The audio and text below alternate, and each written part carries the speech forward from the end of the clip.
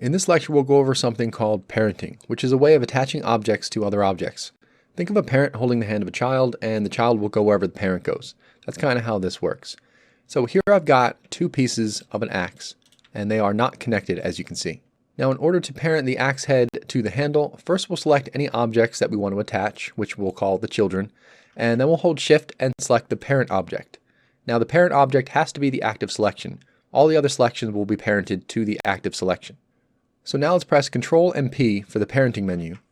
And in this lecture, we're just going to be dealing with the top three object parent options here. So we'll start off with the top one. So I'm going to select Set Parent to Object.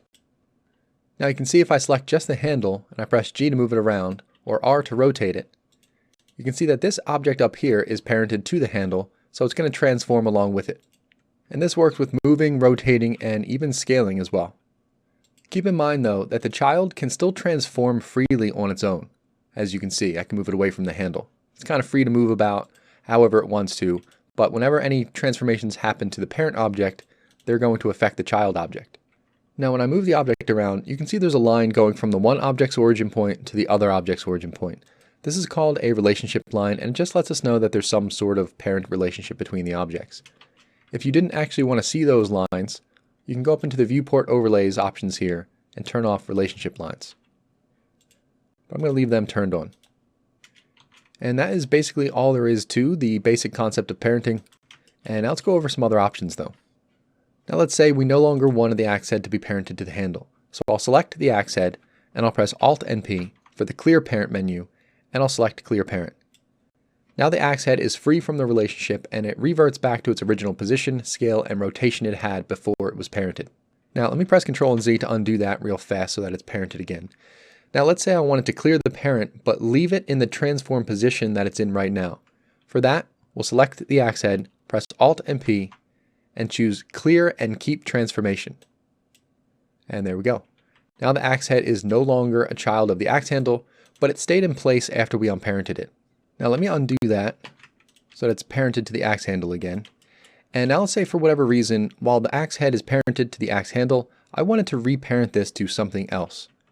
So let me add in a mesh cube. This is going to be the new parent, and I'll just drag it over there. Now let me select the axe head here. I'll hold Shift and select the new object here. Then I'll press Ctrl and P for the parent menu. Now the axe head is already parented to the axe handle. So if we use the top object option to parent it to the cube, what's happening is because objects can only have one parent, what happens is the axe head is unparented first. So it reverts back to its original position first, and then it gets parented to the cube. So it loses its transformation that it had from the axe handle being rotated. Now let me press Ctrl and Z to undo that. Now let's say we wanted the axe head to stay in position, but just change its parent over to the cube. Well, for that we can use a different option. So let me select the axe head, hold Shift and select the cube. Then I'll press Ctrl and P for the parent menu, and this time we'll use Set Parent to Object but Keep Transform. So what that does is it unparents the axe head from the handle, but keeps the transformation, and then it parents the axe head over to the cube. Alright, so that's going to do it for those parenting options. Now let's go over the parent inverse options. And I don't think these options are used often, but I'll go over them real fast. So let me press Ctrl and N, and I'll start up a new file. Delete everything, and I'll add in a monkey head. And let me add in a cube around the monkey head as well. Let me select the monkey head, hold Shift, select the cube. I'll press Ctrl and P and parent the head to the object. Now let's see what happens when I select this cube. I'll scale it, rotate it, and move it around. You can see that the monkey head is inheriting all the transformations of the cube because we have a parent relationship set up. Now let me select the monkey head. I'll press Alt and P and clear that parent. Now what happens if we were to move this cube first, rotate it, and scale it up? Let me select the monkey head, hold Shift, select the cube, press Ctrl and P, and parent it to the object. You can see that although the cube has been transformed, the monkey does not inherit the transformations of the cube that happened before it was parented. Only after parenting is the monkey affected by the cube's transformations. This is happening because when parenting, Blender takes the parent's current transformations into account when attaching the child. This is referred to as parent inverse, and it makes sure the child objects aren't changed when they're first parented. Now let me select the monkey head, press Alt and P, and clear that parent. Now, if we actually wanted the child object to inherit all the parent's original transformations, including location, rotation, and scale, we can use the object without inverse option.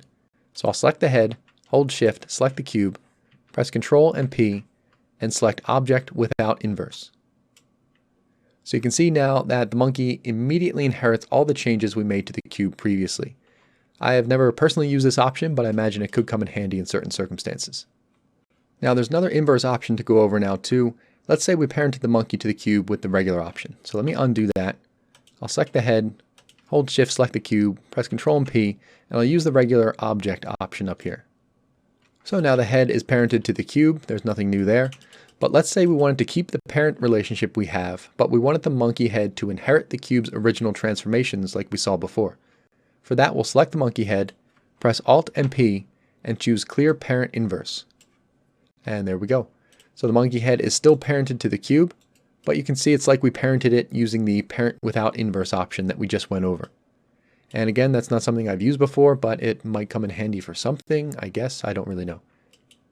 Now, one last note, if we select an object that's been parented, we can find a couple parenting options over in the object properties right here. Let's go into the relations panel there, and you can see the top two fields here are for parenting. And we have the option to delete the parent here, or if we had other objects in the scene we wanted to parent it to, we could select that other object from the list right here to change its parent.